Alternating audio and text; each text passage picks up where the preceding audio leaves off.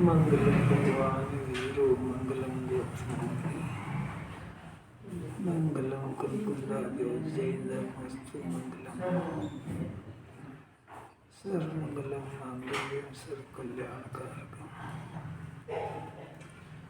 प्रधानां सर्वधर्माणां जयदं जयतु शासनम् नमस्ते साराय स्वानुरूप्याचकास्ते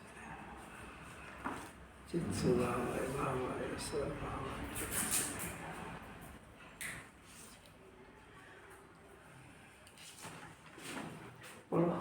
कोई स्वयं चक्रवर्ती राजा होने पर भी अपने पास रिद्धि के भंडार भरे होने पर भी बाहर भीख मांगता हो, वैसे तू स्वयं 3 लोक का नाथ होने पर भी तेरे पास अनंत गुण रूप रिद्धि के भंडार भरे होने पर भी पर पदार्थ मुझे कुछ ज्ञान देना, मुझे सुख देना, इस प्रकार भीख मांगता रहता है।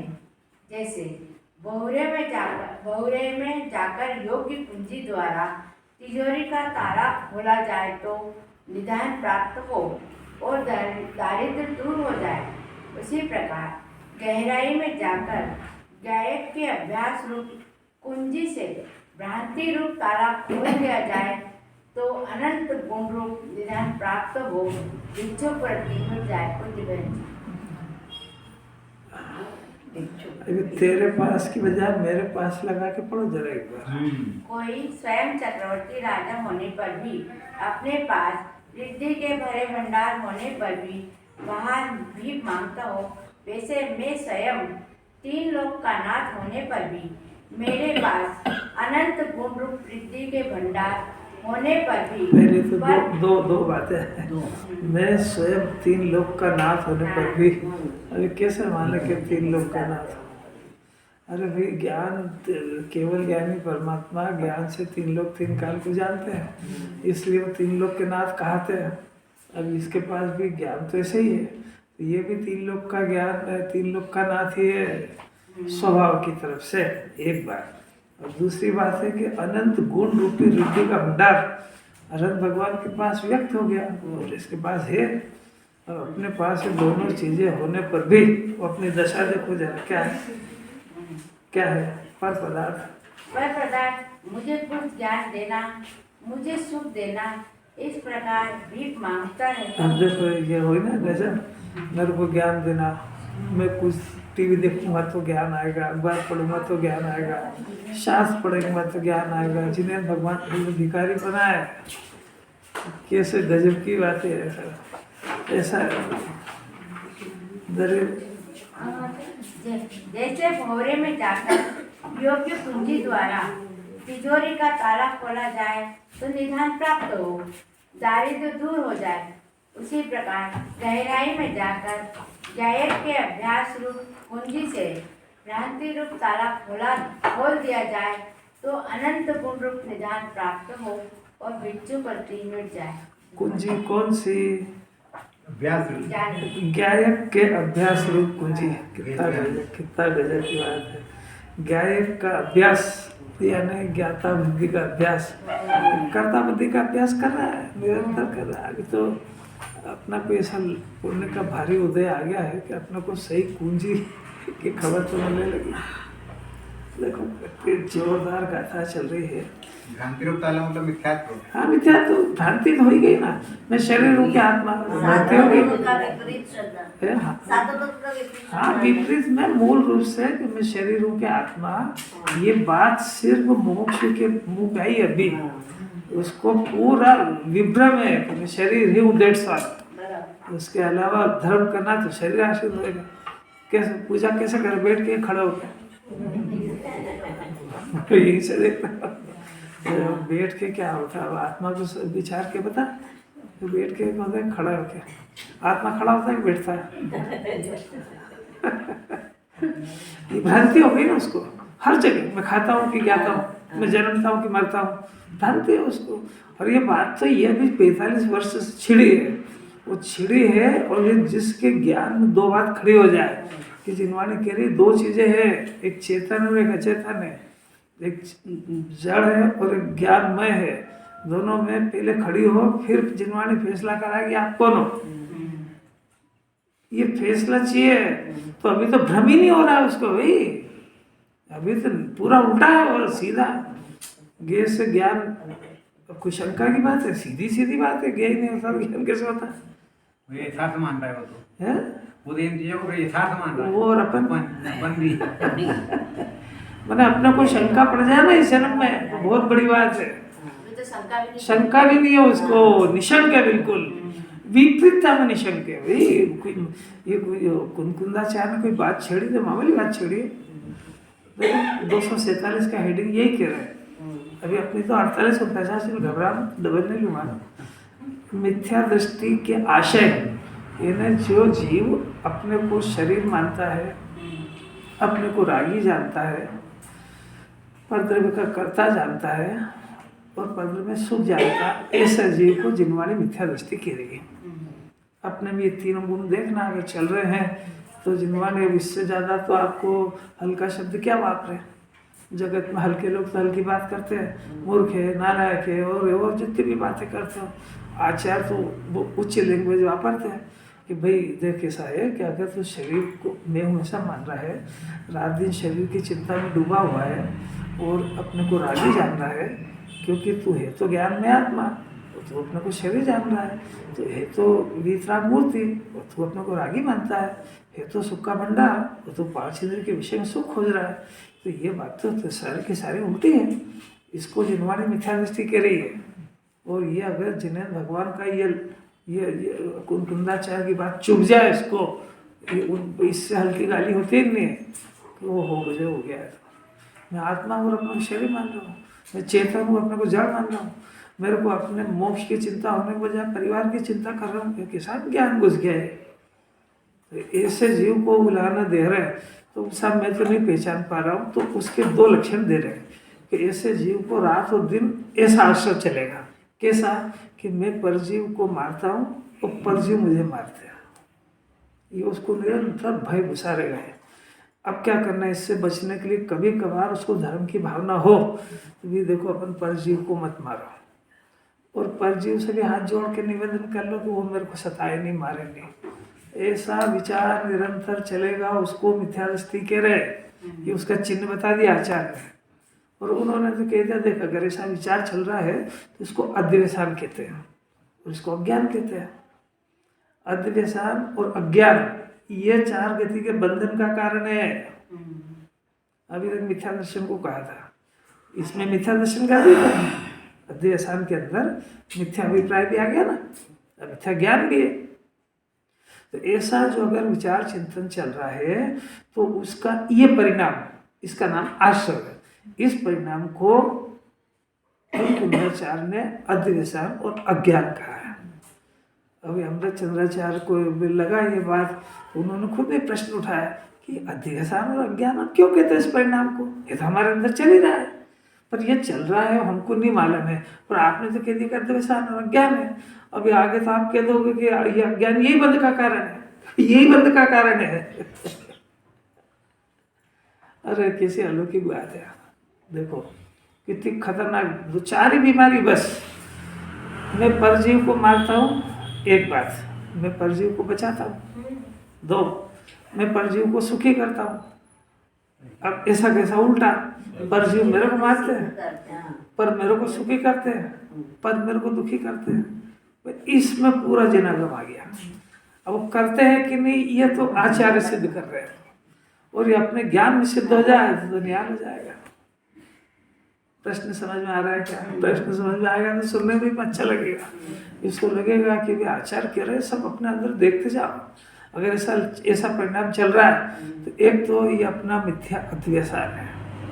अब क्यों है वो आचार्य जवाब दे रहे हैं। ये 2 उनको मालूम था कि जीव मानेगा नहीं, तो उन्होंने जिनेन्द्र परमात्मा की बात को मुख्य रख करके कहा कि देखो वो जो तुम ऐसा मानते हो कि मैं पर जीव को मारता हूँ और सब मेरे को मारते हैं, तो ये बात तुम्हारी झूठी है। क्यों झूठी है? कि उसका जो कारण है जिनेन्द्र परमात्मा ने क्या कहा है।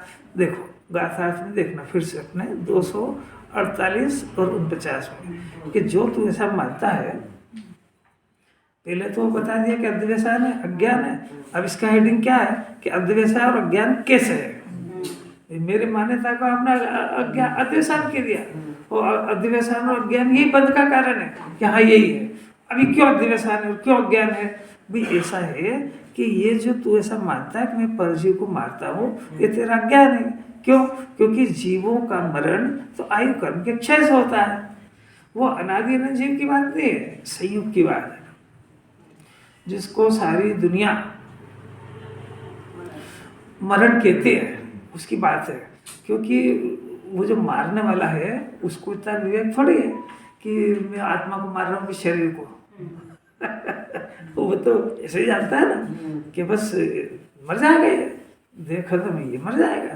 तो सो ये तेरा ये जीवों का मरण आयु कर्म के क्षय से होता है। 8 कर्म बनते हैं, इसमें इसके जो राग आदि परिणाम होते हैं उससे आयु कर्म बनता है और फिर प्रति समय क्षण होता है, ऐसा जिनवर ने कहा है। तो उस आयु के कारण ये शरीर का मिलना और शरीर का बिछुड़ना होता है, ऐसा जिन्हें परमात्मा ने कहा है। अब तू उन जीवों के आयु कर्म को तो हरता नहीं है, फिर तू कैसे कहेगा कि मैंने उसका मरण किया? क्योंकि उसको आयु कर्म को क्षय कर दे तो पहली बात तो कि तू ऐसा पता कर कि आयु कर्म से शरीर टिका है, कब ठीक है मैं शरीर को नहीं मारता, मैं तो आयु कर्म का ही हरण करूंगा। तो तू आयु तो पूछेगा कैसे? एक बात। दूसरी बात है कि जो आयु जो उसने बांधी है उसमें डिस्टर्बेंस तो खुद भी नहीं कर सकता है, तो तू कहाँ से करेगा? तीसरी बात कि वो जो आयु बंधी है तो इस जन्म के पहले ही बंध गई है, गए जन्म में ही। इसका जो अगले जन्म जो जाएगा ना, तो अगले जन्म जाएगा तो इसकी जो अगले जन्म की आयु बंधेगी वो इसी जन्म में बन जाती है। वो इसी जन्म का आखिरी के बाद कभी भी बनती है, बन जाती है, वो केवल ज्ञान का विषय। और बन जाए ऐसा बोलते थे, अरे डॉक्टर को बता देते समय पे पहुंच जाते तो बच जाता। ये इसको तो पहले कहते हैं ना कि अध्यवसाय है, अज्ञान। ऐसे परिणाम होंगे ऐसे, वो लोक व्यवहार में ऐसा कहते भी है, लोक व्यवहार में कहते हैं, पर ज्ञानी इस श्रद्धा अज्ञानी के बीच बैठ के अज्ञानी की बात करेंगे। देह छूट गया, क्या बीमारी थी, कौन से डॉक्टर को दिखाया था, यही बातें होगी। वहाँ कोई उसको तत्व की बात सुनाए क्या? तो वो जैसा माहौल होता है वैसी बात करते हैं। पर ज्ञानी तो अंतरंग में विरक्त रह के जानता है ना कि आयु पूरी होने काल था। अगर वो थोड़ा समझता हो तो कहेगा भाई ये जीव तो मरा नहीं है, जीव तो यहाँ से अगले जन्म गया था। तो थोड़ा समझदार हो, मुमुक्ष हो तो पूछता है कि भाई आखिरी समय में उनके परिणाम कैसे थे, वो आत्मा को याद कर रहे थे कि छोटे छोटे को धन को याद कर रहे थे, तो कैसी अगर थोड़ा समझदार है तो पूछा, क्योंकि ये बात बहुत खतरनाक है।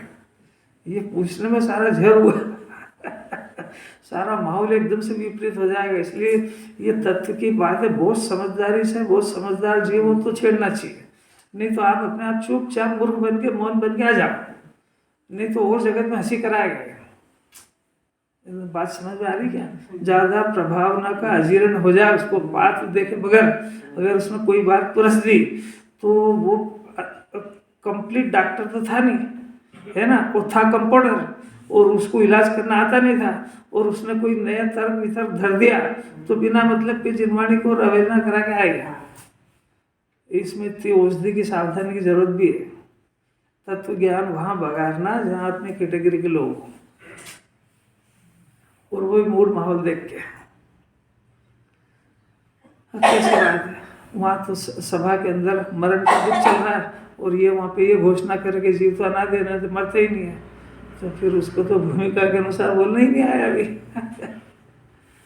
अरे कैसी अपूर्व बात है। एक समस्या, अपनी समस्या, मैं परजीव को मारता हूँ भी, तो आचार्य अपने से पूछते हैं कि भी मारता है तो आत्मा को तो मार नहीं सकता है। बोल तो आत्मा को मारता है शरीर को कि नहीं साहब, आत्मा तो मैंने देखा ही नहीं, कैसे मारूंगा? तो मैं तो शरीर को ही मारता हूँ। अब ये शरीर जो मारता है तो शरीर टिका है तो आयु कर्म के कारण टिका है, और आयु कर्म का जब क्षय होगा तो शरीर छूटेगा। अब तू उसको मारने का प्रयत्न करे तो पहला काम तो करे कि आयु को पता करे, और आयु को घुसे ढूंढे कहाँ है, फिर उसका चरण करे। फिर तीसरी बात है कि वो कैसे करेगा तो, क्योंकि वो आयु तो जो है पूर्व जन्म ही बन गई है और वो आयु जितनी बंधी है तो उसके पहले वो इंद्र नरेंद्र जिनेंद्र कोई भी चाहे तो उसके आयु को छलन नहीं कर सकते। उसके हाथ की भी बात नहीं, खुद के भी हाथ की। तो बता काटी सिद्धांत हो गया। तो फिर अब तू कैसे मारेगा? अब कोई अज्ञान के पास जवाब, अगर ये बात समझ जाए कि ऐसा मेरा मानना जानना मिथ्या है, वो ये बंध का कारण है। जिनवाणी कह रही है मारना बंध का कारण नहीं है, मैं मार सकता हूं वो बात चल रही है, आशय की बात चल रही है। दो बात तो आशय शुरू से ले रहे, एक आशय ले रहे, एक परिणाम ले रहे।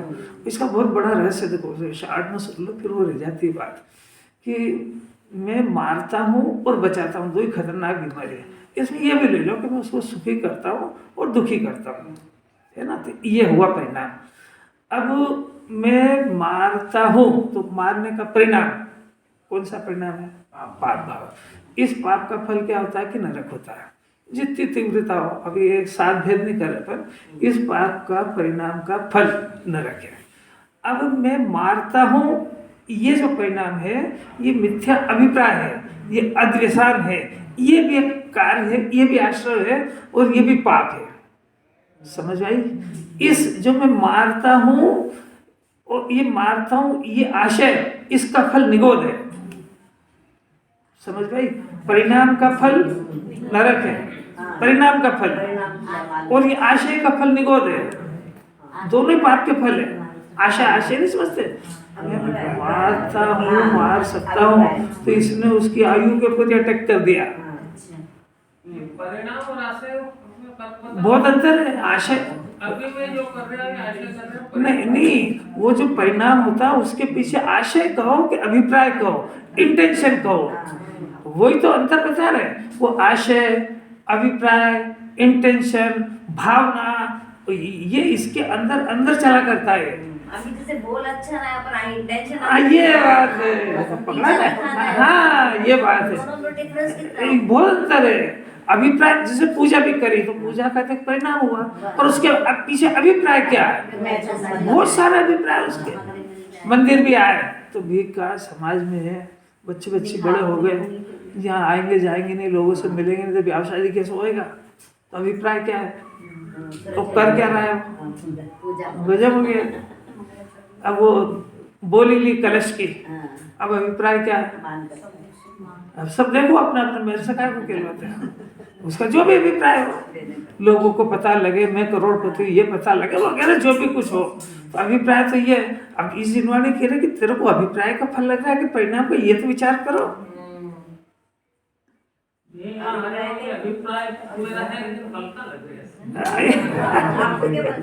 अभी आप सुनो जरा, अभी ये इसको समझ में आ नहीं रहा है कि अभिप्राय का फल क्या, परिणाम का फल क्या है। और ये बंद अधिकार उसी बात का है कि उस जीव को अनादि काल से परिणामों का फल नहीं लग रहा है, फल अभिप्राय का लग रहा है। तो आज ये खोज करेंगे, आचार्य से कर देंगे कि ये जीव मिथ्या अद्वेषान से दुखी है, और मिथ्या अद्वेषान यही बंध का कारण है।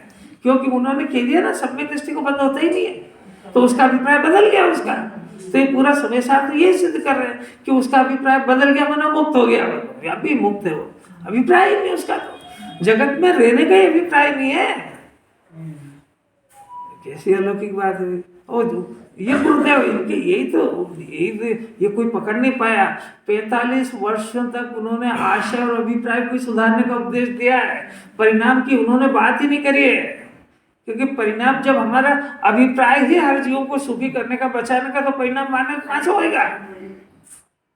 या तो परिणाम मारने का, परिणाम बचाने का और अभिप्राय मारने का है, वो बात प्रकरण चल रहा है। सुखी दुखी करने का ले लेना उसको। कुछ बात समझ में आ रही है क्या? जिनवाणी अपने से कौन सा होमवर्क करा रही है? अभिप्राय सुधारने का, आशय सुधारने का। अभिप्राय सुधारना, आशय सुधारने का अर्थ क्या हुआ कि अभिप्राय और आशय ये जिनवाणी और 7 तत्व के जिनागम के अनुसार होना चाहिए। परिणाम इसकी भूमिका के अनुसार होते हैं, स्वतंत्र होते हैं। वो तो झूठ के, चोरी के, सम्यक दृष्टि के परिणाम बस में नहीं थे, ये कहाँ से कर लेगा? उसके परिणाम बस में नहीं, इसी का नाम तो अविरत है। अविरत माने उसके खुद के परिणाम उसको पता है कि ये मेरे परिणाम मेरे अभिप्राय से उल्टे हैं, तब भी उसका अंकुश नहीं है, इसी का नाम तो चौथा गुण स्थान है, माने अविरत दशा। अभी अपन वो बात नहीं करें, अभी तो अपन ये अंतर समझो कि परिणाम मारने का है, उसका फल नरक है, और अभिप्राय मारने का है, उसका फल निगोद है। तो दो पाप में बड़ा पाप कौन सा है? उसमें कारण थोड़ी कुछ फल निगोद है, उसका कारण ये है अभिप्राय। अब अपन अभिप्राय को सुधारने का अभ्यास करते हैं कि परिणाम को, तो अभी तो अभिप्राय की तरफ तो अपना ज्ञान ही नहीं जा रहा है। एक बात, अब इसको पलटते देखो कि परिणाम तो है बचाने का किसी जीव को, तो बचाने का परिणाम है, और अभिप्राय में मैं मार सकता हूँ या बचा सकता हूँ, है ना? तो ये मार सकता हूँ और बचा सकता हूँ, ये अभिप्राय दोनों मिथ्या दर्शन है। तो इसमें बचा सकता हूँ, इस अभिप्राय का फल क्या है? इसका फल निगोद है, और परिणाम का फल क्या है? कि स्वर्ग है। वहां समझ आ रही है? मिथ्या दर्शन क्यों हुआ? यही तो प्रकरण चल रहा है,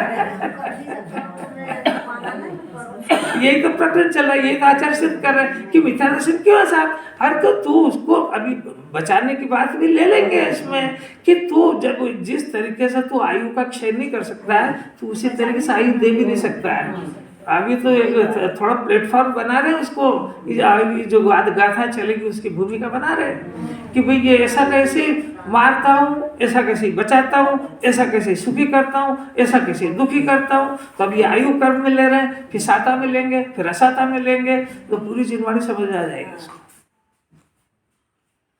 अभी कोई अंतर समझ आए? परिणाम बचाने का है, अभिप्राय बचा सकता हूँ या मार सकता हूँ, अभिप्राय का फल निगोद है और परिणाम का फल स्वर्ग है। तो ये इसमें क्या अंतर हुआ? इसमें ये अंतर हुआ कि बचाने के परिणाम से अभी स्वर्ग जाएगा, पर मिथ्या दर्शन को लेकर के जाएगा तो स्वर्ग से जो रिटर्न आएगा तो या तो वहीं से सीधा निगोद जाएगा, वो या फिर वहां से मनुष्य या 2 इंद्रिय 3 इंद्रिय पशु बन के फिर निगोद जाएगा। मैंने मिथ्या दर्शन का, मैंने आशय का, मैंने अभिप्राय का अंतिम फल निगोद है। अरे ये रहस्य इसको समझ आ जाए, ये कोई वो महापुरुष के मुंह से निकल गई ये बात, जिनका अभिप्राय सुधर चुका वही व्यक्त कर सकते हैं और वही सही एक्सरसाइज कराएंगे इसको। इसका हाथ पाँव में कमर में भाव भी यही करा, भाव और उसका अभिप्राय भी इसी का है। देखो अभिप्राय जो है ना वो श्रद्धा की बात है, वो श्रद्धा जो है वो जिनवाणी के अनुसार चलता है, और परिणाम जो है परिणमन परिस्थिति के अनुसार, उसके उदय के अनुसार और उसकी तत्काल तत्समय की योग्यता के अनुसार होता है। दोनों कर्म अलग अलग है, एक दर्शन मोहिनी कर्म है और एक चारित्र मोहिनी कर्म है। एक में श्रद्धा, एक में 70 कोड़ा कुड़ी का मैक्सिमम बंधन होता है और एक में बंधन भी कम होता है। एक का फल अनंत है, एक का फल ये है। तो इसने परिणाम तो बहुत सुधारे, इसलिए अनंत बार स्वर्ग हो आया। जितनी बार स्वर्ग होके, जितनी बार नरक होके आया ना, उससे असंख्यात गुने ज्यादा बार स्वर्ग होके आया।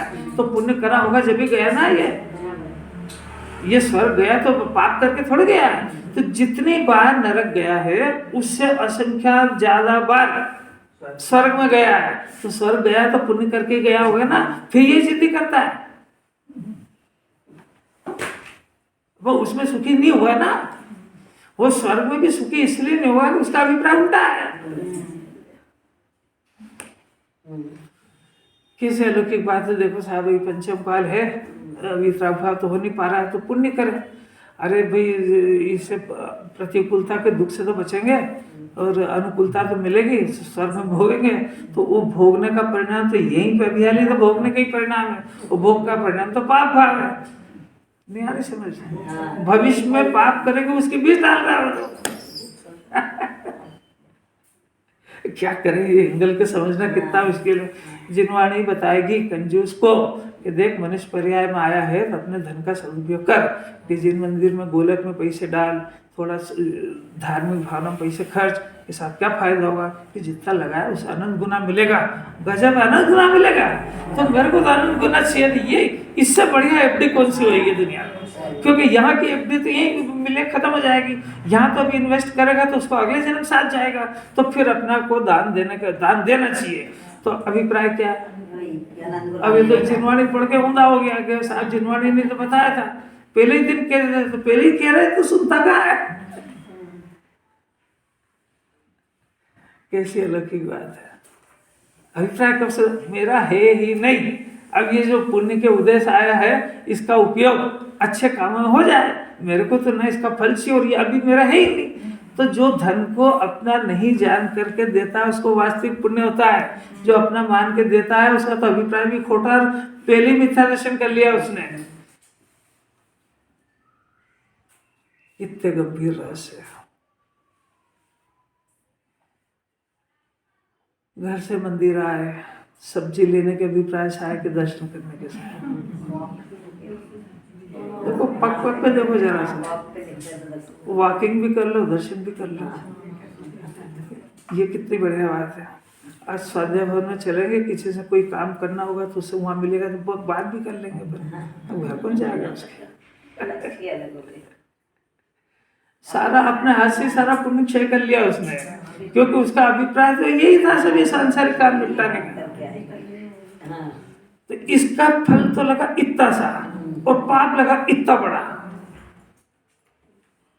आया तो सही है यहाँ पे, मंदिर में गया, अरे यूं ये विचार करता कि मंदिर हो तो घूमना ऑटोमेटिक हो जाता। जिन्हें परमात्मा के दर्शन करूं, खड़े रह कर के प्रक्षाल पूजन करूं, तो वहाँ आधे पौन घंटे से धोती दुपट एक्सरसाइज वैसे ही हो जाएगी, वैसे ही योगासन हो जाएगा। अरे कुछ फिर से इसको पढ़ रहे हैं, देखो ये भूले हैं सब, इसको पढ़ रहे हैं, याद करूं, सुनो, इनाम मिल जाएगा। क्या अभिप्राय?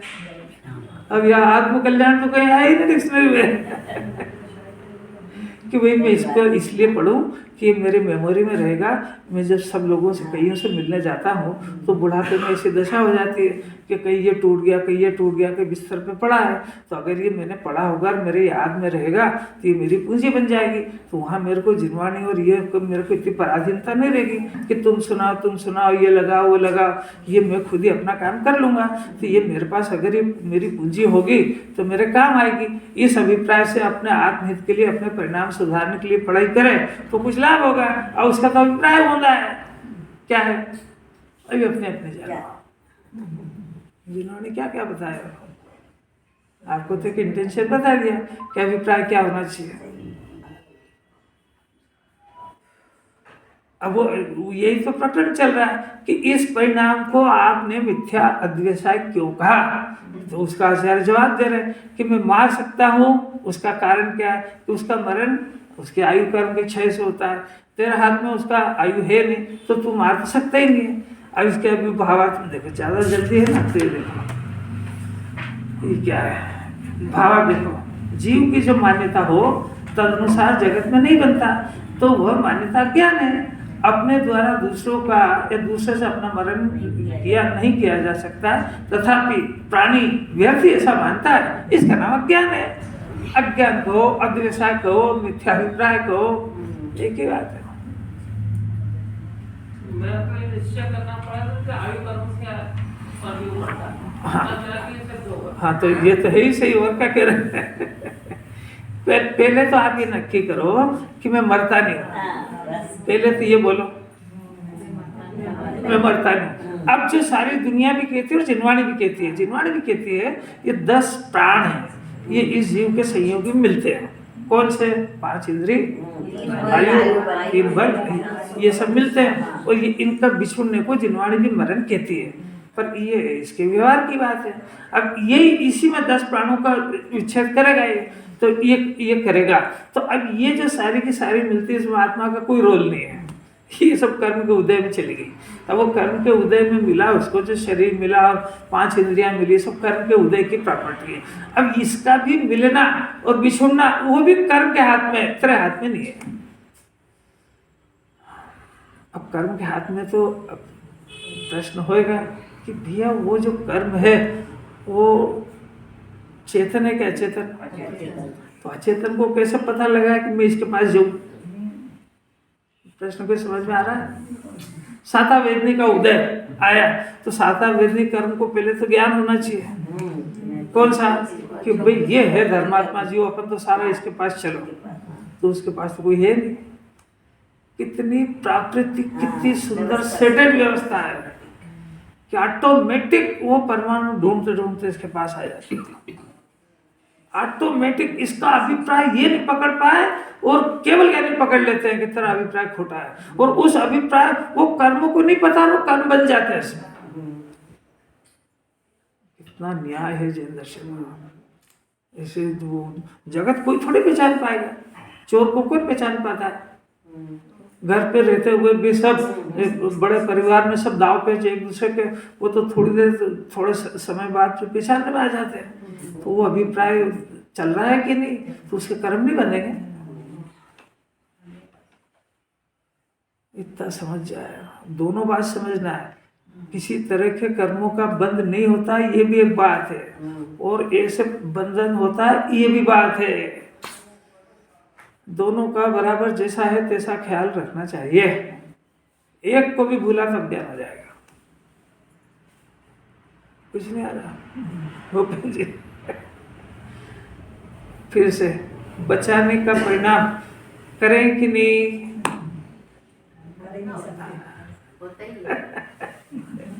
अपना अभिप्राय की बात है, अपना अभिप्राय परिणाम में करना, अभिप्राय में महसूस नहीं कि मैं नहीं बचा। कैसे अलौकिक बात है। भाषा में तो ऐसे ही समझाएंगे, परिणाम और अभिप्राय हो। बाकी अब इसकी ये जाने कि इसको अकेले कोई फेस करना है, इसके अभिप्राय कैसे क्या चल रहा है, इसका परिणाम कैसे चल रहे हैं, ये तो ये देखे। अब देखो, देख रहा भावार्थ है भाई, तू जो मानता है कि मैं परजीव को मारता हूँ, ये तेरा अज्ञान है। क्यों?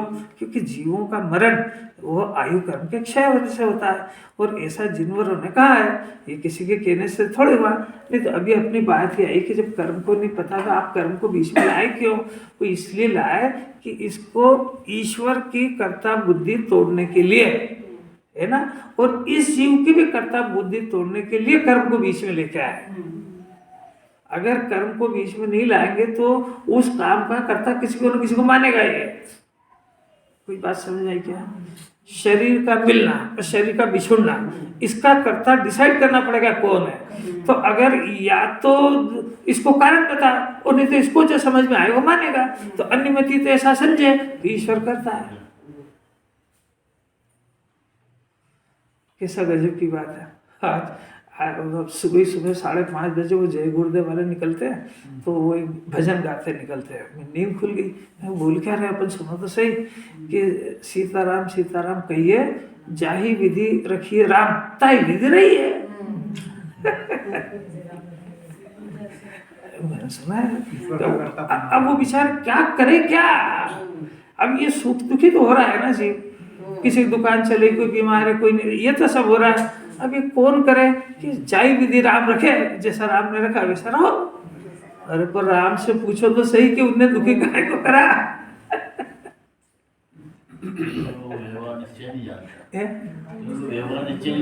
अच्छा, आप जानते हो क्या? नहीं, आप जानते हो क्या? वो की बात क्यों लगाते हो? ये जब तक अपने को भी समझ में नहीं आए, ये वही है। अब वो जब देखो, फिर से देखना, वो राम को माना उन्होंने, अब ये अपने को मानता है, तो दोनों में से कौन बड़ा हुआ? एक जैसे कर्ता बने के माने दोनों में समान है। अब ये कितनी अलौकिक बात है। हाँ, अब ये और जैन धर्म ये कह रहा है कि ना वो ईश्वर करता है और ना तो खुद करता है। फिर आगे क्या हम अभी तरह की करते नहीं, वो भी नहीं करते। फिर आप ही बताओ तो सही कि एक आयु नाम का कर्म है और एक उधर साता वेदनी नाम का कर्म है, उसके उदय से होता है या उसके उदय से होता है। तो वो कर्म कौन करता है? वो तो खुद ही करता है। बोले क्या करें? वो घूम फिर के बात तेरे ऊपर ही आएगी। अब तू भी क्यों करता है ये बता, कि तू जब तक अपने ज्ञाता स्वभाव को नहीं जानेगा ऐसे धंधे करेगा। अरे कैसा कोई कितना सिस्टमेटिक बात। मैंने अभी कोई बीमार गरीब क्यों, इसका जवाब किसी पूछने की जरूरत नहीं है। ये अपने दरिद्री परिणाम की सजा है और फिर नहीं सुधारेगा फिर बनेगा। अभी बोला ना, चैतन्य चक्रवर्ती अनंत रिद्धियों का स्वामी होने पर भी भीख मांगता है, तो मांगेगा भीख, फिर से मांगेगा। जिनवाणी तुली है कि ये अपने को चैतन्य रिद्धि का स्वामी माने, अनंत गुणों का गुणपति माने। रोटी खाने से जीता हूं, छोड़ दे इस बात को, रोटी खाना नहीं छोड़वा रहे। कैसी कैसी अपूर्व बात है। ऐसा जिनवर ने कहा है, क्योंकि तू पर जीवों के आयु कर्म को तो तू हरता नहीं है, तो तूने उनका मरण कैसे किया। दूसरी बात, अब तू ऐसा मानता कि पर जीव मुझे मारते हैं, ये भी तेरा ज्ञान है। क्योंकि जीवों का मरण यानी अपना खुद का मरण, इसको जो डर लगा रहे थे ना 24 घंटे कि मेरा मरण नहीं हो जाए, तो तेरा जो आयु कर्म का क्षय होता है उससे संयोग का वियोग होता है। ऐसा किसने कहा, ऐसा जिनवर ने कहा है। आत्मा तो अभी भी इस शरीर में रहते हुए भी वो इस शरीर को स्पर्श नहीं करता है। अभी भी आत्मा माने ज्ञानमय, वो रागादि साथ में, शरीर साथ में होने पर भी इन दोनों को स्पर्श किए बगैर अपना काम पवित्रता से 24 घंटे करा करता है। और जब यहाँ से उसका जब अपना उसका खुद का योग्यता होगी, तब वो इस देह को कोई ऐसा कनेक्शन नहीं था, तो इस देह को छोड़ के अपने जहाँ जाना होगा वहाँ चला जाएगा। ये घटना हो रही है, इसमें उसका शरीर का तो लक्ष्य भी नहीं है और शरीर उसको रोकता भी नहीं है, वो शरीर से कोई डिस्टर्बेंस भी नहीं है, वो अपने काम से चला जाएगा। तो अब इस ज्ञान स्वाभाविक आत्मा ने शरीर को छोड़ा कि शरीर ने आत्मा को छोड़ा।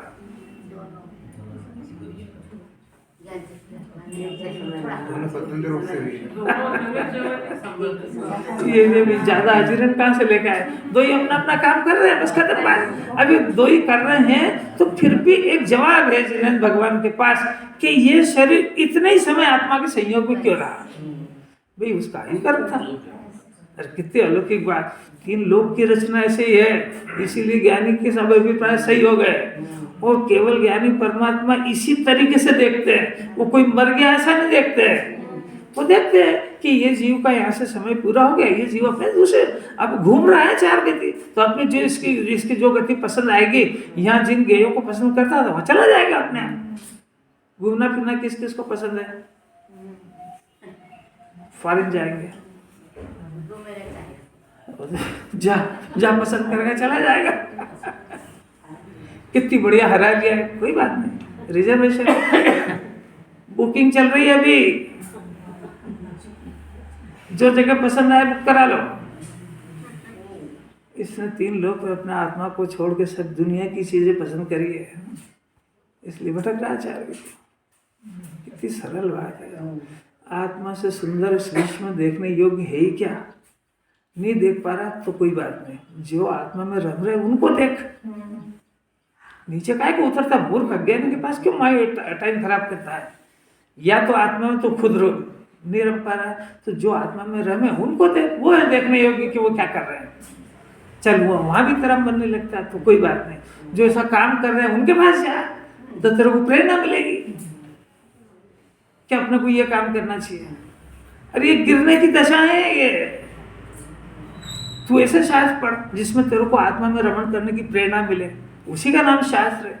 ऐसे की संगति कर जो तेरे को बार बार आत्मा में जाने की प्रेरणा दे, आत्मा का स्वरूप समझाए, आत्मा की बात समझाए, इसी संगति कर। जो धन बड़ा ऐसी संगति काहे को पसंद करता है, जहाँ तेरी कषाय का प्रयोजन पूर्ति वहाँ काहे को जाता है, इतना विवेक पैदा हो जाएगा उसको। पर पहले अभिप्राय तो सुधरे है, सिर्फ अभिप्राय में आ जाए कि सुख यदि होएगा तो मेरी आत्मा के आश्रय से होगा, सुखी यदि होऊंगा मैं तो अपनी कर्ता बुद्धि को छोड़कर ज्ञाता बुद्धि स्वीकार करने पर होऊंगा। ऐसा अभिप्राय में आ जाए तो किसी दिन ये अभिप्राय परिवर्तित होकर परिणाम में आ जाएगा। भावना भवनाशिनी, ऐसी भावना भाएगा तो किसी दिन इसका ज्ञाता स्वभाव इसके हाथ में आ जाएगा। पर आशय भी नहीं है वो जो परिणाम है वो क्षणिक है, अभिप्राय कंटिन्यू रहता है, परिणाम क्षणिक रहता है, परिणाम बदलता है। अभिप्राय बदलना बहुत ताकत है, सही अभिप्राय होना। और एक बार अभिप्राय सही हो जाए तो फिर बदलता नहीं है। जैसे एक बार अपने को किसी से पट्टी नहीं बैठी और उसके बारे में अपने दिमाग में छवि बन गई कि तो नालायक है, तो फिर दुनिया की कोई ताकत उसकी छवि को सुधार नहीं सकती है। इतना खतरनाक होता है अभिप्राय का काम। नहीं आया, एक बार किसी देव को कर्ता मान लिया तो चाहे जितना ऊंधे काम होए वो तो मानेगा कि इनसे ही होता है। एक बार जिसके प्रति श्रद्धा हो गई उसके खिलाफ कभी सुनेगा नहीं। आप इनके बारे में नहीं बोलोगे, खतरनाक होता है अभिप्राय। देखो उन्होंने तेरा मरण कैसे किया। अब टीका के अंदर अमृत चंद्राचार्य बहुत बढ़िया खुलासा करते हैं। प्रथम तो एक नियम, जीवों का, जितने भी जीव संसार में है, संसारी जीव, उनका मरण यानी उनके शरीर का मिलना वास्तव में आयु कर्म के क्षय से होता है। अभी क्षय क्या होता है? क्षय से ही होता है। क्षय से होता है माने वो जो आयु कर्म का लॉट बंधा और वो प्रति समय निर्जा हो रही उसकी, तो वो निर्जा हो रही है तो वो पूरी होएगी तब ये काम होएगा शरीर के छूटने का। तो उसका क्षय होना, अब उसका क्षय अपने काल में अपने क्रम से होता है आयु कर्म का। उसको कोई दूसरा मार सके, उसके आयु को क्षय कर सके कि वो प्रति समय जो उसकी निर्जा हो रही है, अभी अपना आयु कर्म की निर्जा हो रही कि नहीं हो रही? कैसे मालूम आपको? अच्छा, साता वेद में अभी किसी को बहुत सारी अनुकूलता है, उसकी निर्जा हो रही क्या? हो रही है। अच्छा, तो उसकी निर्जा होकर फिर से कुछ उदय आएगा, वो काहे का आएगा? कुछ भी आ सकता है, तो असता है क्या आ सकता है? अरे इतना समझ जाए। अच्छा, असाता वेद नहीं है, बहुत घबरा रहा है, तो सब डॉक्टरों ने जवाब दे दिया ये उसकी निर्जा हो रही कि नहीं हो रही, तो फिर उसमें घबराने की क्या जरूरत है? ये निर्जा हो के साता आएगी सही, वो साता का उदय चल रहा तो इतराने की क्या जरूरत है? अब भी एक सेकंड में पलटता है। अभी जो कल मुख्यमंत्री था आज रोड पे घूम रहा, कोई पूछता भी नहीं है। वो खुद ही कह रहा था कल मेरे को प्लेन मिल रहा था, आज मेरे को कार भी नहीं मिल रही है। तो ये तो संयोग का नाटक ऐसे ही है। इतना समझ जाए ना, इस पे जीने की कला आ जाएगी। ये संयोग से क्या इतराना, उसको संयोग से काय को डिप्रेशन में आना? संयोग से अपनी वैल्यू क्या है? अपने वैल्यू तो अपने स्वभाव से है। तीन लोग के नाथ इसलिए कहा था कि स्वभाव में लीन है, और सम्यक दृष्टि भी सबके अंदर सम्मान इसलिए पाता है कि उसने स्वभाव को प्राप्त कर लिया। मुनिराज इसलिए कि उसमें आत्मा में रम रहे, बाकी स्वभाव को जाने बगैर काय की महिमा करे वहाँ। तेरे ज्ञान में इतनी ताकत आना चाहिए कि स्वभाववान वाला ही जगत के अंदर आदर्श होता है। क्या संयोग से देखता है वहाँ? करोड़पति मिल जाए तो पूछ हिलाएगा, पैसे 10 रुपये में देगा तेरे को, और कभी चला गया है तो कहेगा कि चाय मिलती नहीं होगी, घर जो मेरे आगे आ गया है, ये कहीं देगा किस दिन वो?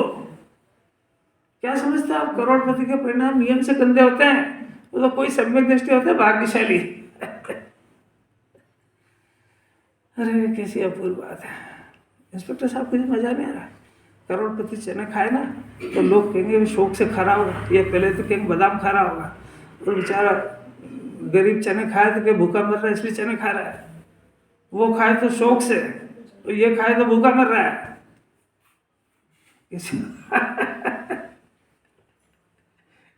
क्या कर रहा है? इसकी सोच ही ऐसी है इसकी।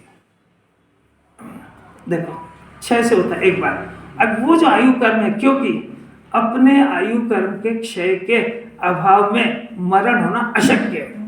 अरे इसमें इतना बड़ा सिद्धांत है, आपको जो हर समय मरने का डर लग रहा है कि जब तक ये आयु कर्म बाकी है ना, इसका क्षय नहीं हो पाएगा।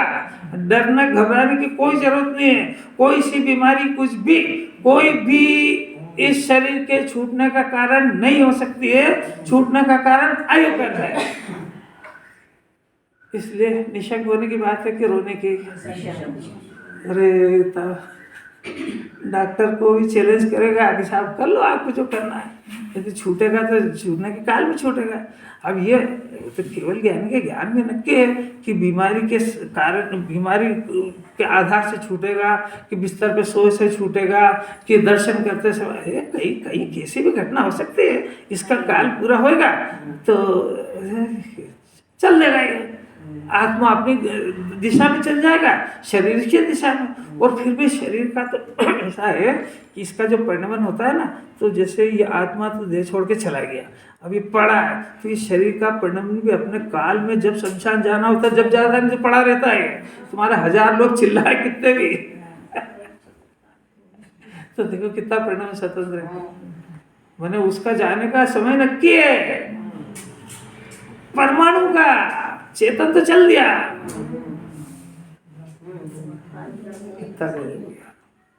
इतना समझ जाए कि वो जो चेतन है अंदर, जो सोच रहा है, विचार रहा है, उसने जो दूसरे संयोगों के बारे में जो परिणाम खराब करके कर्म बांधे हैं, उसको लेकर के गया अगले जन्म में।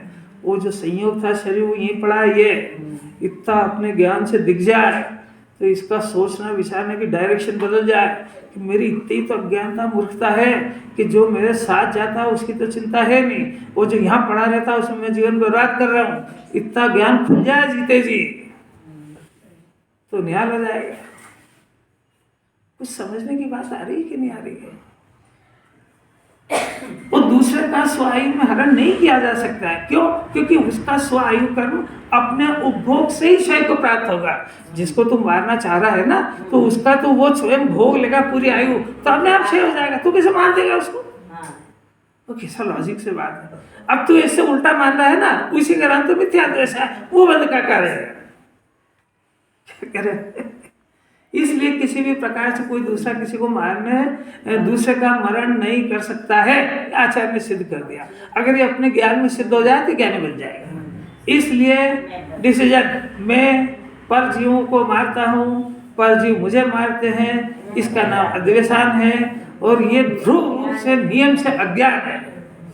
जैसा आत्मा ध्रुव है, ऐसा ही अज्ञान भी ध्रुव रूप से चलता है और ध्रुव रूप से इसका बंधन होता है। इसका नाम मिथ्या दर्शन। वो परिणाम का बंधन तो क्षणिक होता है, जब वो परिणाम कर तब होता है। और मारता हूँ ये आशय 24 घंटे चलता है।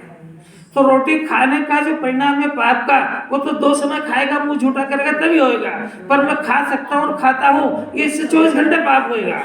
तो ये जो कहते हैं ना 2 घंटे का तो त्याग करो, 4 का तो करो, 1 घंटे का तो करो, वो क्या करो, खाने वाला तो 24 घंटे ही है। चलेगा बहुत अपूर्व।